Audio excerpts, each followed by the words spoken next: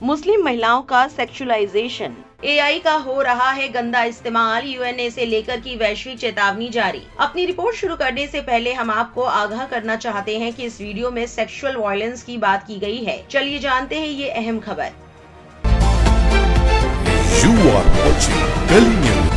भारत में मुस्लिम महिलाओं को सेक्सुअलाइज करने और उनका पीछा करने के लिए एआई का इस्तेमाल कैसे हो रहा है, यूएनए से लेकर वैश्विक चेतावनी जारी की है। बिल्कुल असली जैसा। जी हां, भारत की मुस्लिम महिलाओं के खिलाफ एआई का हथियार की तरह इस्तेमाल हो रहा है। अल जजीरा ने अपनी रिपोर्ट में लिखा, जब समरीन अयूब ने पहली बार वो वीडियो देखा तो वो हैरान रह गई। भारत शासित कश्मीर की रहने वाली एक फ्रीलांस मॉडल पिछले साल अपने फोन पर कुछ देख रही थी, तभी एक दोस्त ने उन्हें इंस्टाग्राम पर वायरल हो रहा एक क्लिप भेजा। इस वीडियो में नई दिल्ली में उनकी जिंदगी की कहानी दिखाई गई थी, जिसमें टीवी न्यूज की तरह नैरेटर की आवाज, स्क्रॉल होते कैप्शन और हेडलाइंस भी शामिल थी, लेकिन ये पूरी तरह से मनगढ़ंत था। 24 साल के अयूब ने कहा, ये पूरी तरह से पीछा करने जैसा था। उन्होंने यूनिवर्सिटी में मेरे पहले सेमेस्टर से लेकर आखिरी सेमेस्टर तक मेरी जिंदगी पर नजर रखी थी। इस वीडियो में नई दिल्ली की जामिया मिलिया इस्लामिया यूनिवर्सिटी में एक स्टूडेंट के तौर पर अयूब के समय की तस्वीरें जोड़ी गई थी। इनमें कैंपस लाइफ के रोजमर्रा के पल जैसे ग्रुप प्रोजेक्ट, फेयरवेल पार्टी और क्लासमेट्स के साथ ली गई सेल्फी शामिल थी। आर्टिफिशियल इंटेलिजेंस से बनाई गई आवाज में झूठा दावा किया गया था कि वो एक मुस्लिम महिला है जो हिंदू पुरुषों को अपना जिस्म बेचती है। इसमें तस्वीरों में मौजूद लोगों की गलत पहचान बताई गई है और उनके अपने भाई को उनका दलाल बताया गया। अयूब ने कहा, ये इतना असली लग रहा था कि अगर कोई यहाँ तक कि मेरे माता पिता भी इस वीडियो को देखता तो उन्हें लगता कि ये सच है। एआई का इस्तेमाल करके सेक्स से जुड़ी तस्वीरें और प्रोपेगेंडा बनाना। अल जजीरा ने उन कई मुस्लिम महिलाओं से संपर्क किया जिन्हें निशाना बनाया गया था। उन्होंने शर्म और दोबारा ट्रॉमा के डर का हवाला देते हुए इस बारे में खुलकर बात करने से इनकार कर दिया। मुस्लिम महिलाओं की तस्वीरों और वीडियो को सेक्सुअल रूप में दिखाने का ट्रेंड ऐसे समय में बढ़ रहा है जब भारत एआई गवर्नेंस पर ग्लोबल बातचीत में तेजी से शामिल हो रहा है। इसमें इस साल की शुरुआत में नई दिल्ली में हुआ high level AI impact summit भी शामिल है, जिसमें इनोवेशन और रेगुलेटरी फ्रेमवर्क पर फोकस किया गया था। वॉशिंगटन डीसी स्थित centre for the study of organised hate की एक स्टडी में मई 2023 से मई 2025 के बीच एक्स, फेसबुक और इंस्टाग्राम पर 297 पब्लिक अकाउंट से इकट्ठा की गई 1326 पब्लिकली उपलब्ध एआई जनरेटेड तस्वीरों और वीडियो का एनालिसिस किया गया। रिसर्चर्स ने पाया कि मुस्लिम महिलाओं की सेक्सुअल तस्वीरों और वीडियो पर सबसे ज्यादा एंगेजमेंट मिला।